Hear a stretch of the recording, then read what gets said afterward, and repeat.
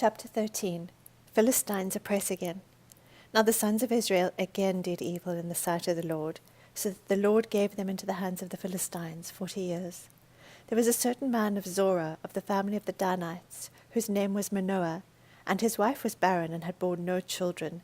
Then the angel of the Lord appeared to the woman and said to her, Behold now, you are barren and have borne no children, but you shall conceive and give birth to a son. Now therefore, be careful not to drink wine or strong drink, nor eat any unclean thing. For behold, you shall conceive and give birth to a son, and no razor shall come upon his head. For the boy shall be a Nazarite to God from the womb, and he shall begin to deliver Israel from the hands of the Philistines. Then the woman came and told her husband, saying, A man of God came to me, and his appearance was like the appearance of the angel of God, very awesome.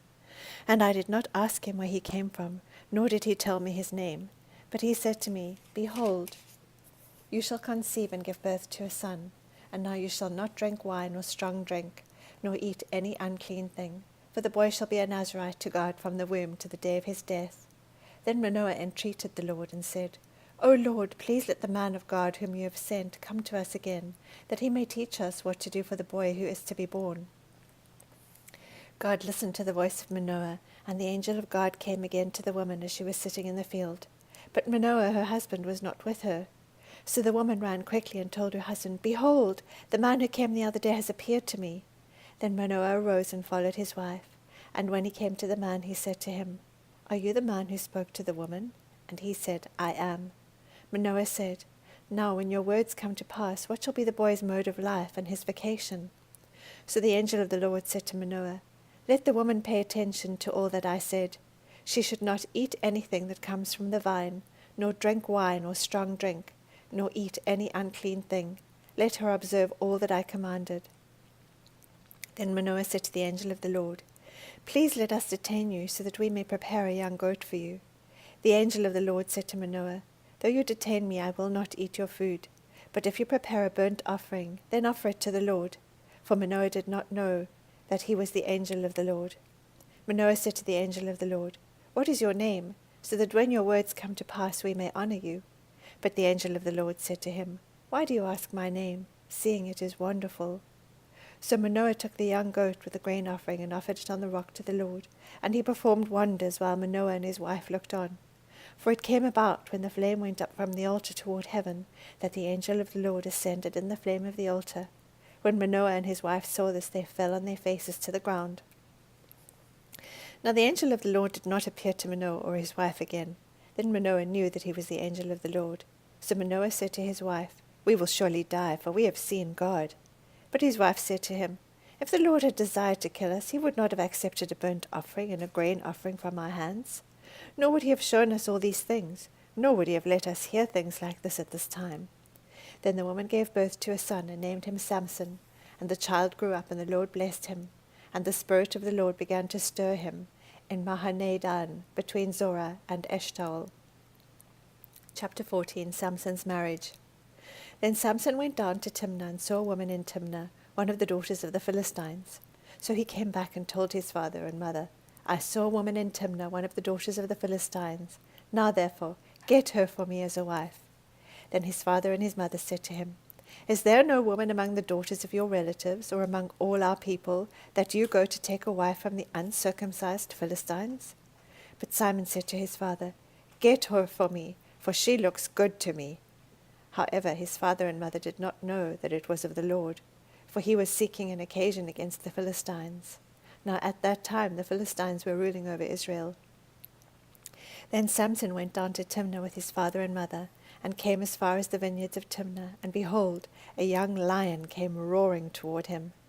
The Spirit of the Lord came upon him mightily, so that he tore him as one tears a young goat, though he had nothing in his hand.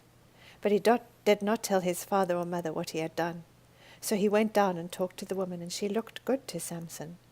When he returned later to take her, he turned aside to look at the carcass of the lion, and behold, a swarm of bees and honey were in the body of the lion. So he scraped the honey into his hand and went on, eating as he went. When he came to his father and mother, he gave some to them, and they ate it. But he did not tell them that he had scraped the honey out of the body of the lion. Then his father went down to the woman, And Samson made a feast there, for the young men customarily did this. When they saw him, they brought 30 companions to be with him.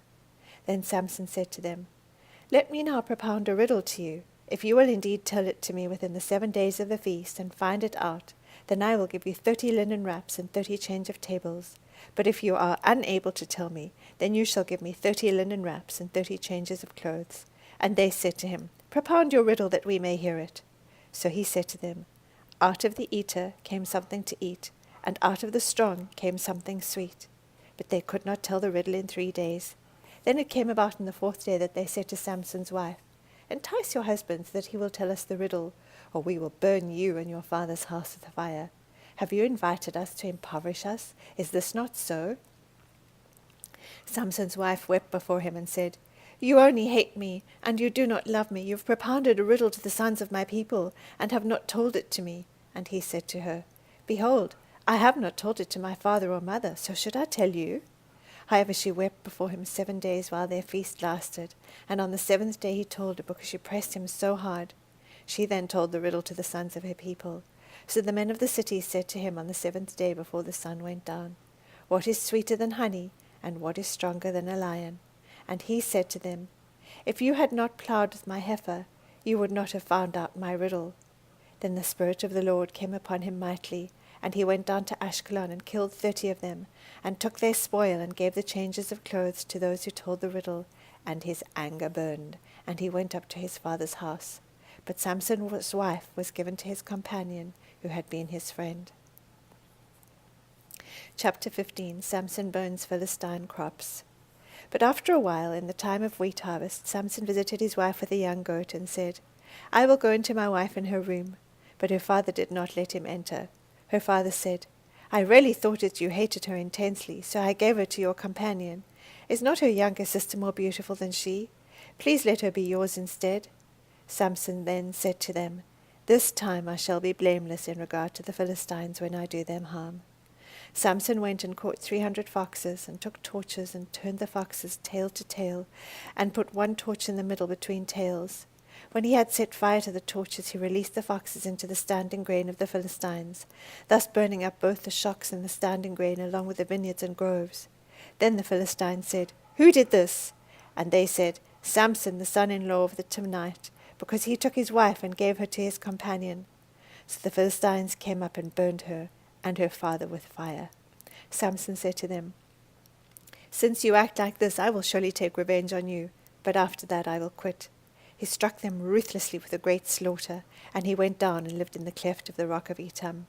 Then the Philistines went up and camped in Judah, and spread out in Lehi. The men of Judah said, "Why have you come up against us?" And they said, "We have come up to bind Samson in order to do to him as he did to us."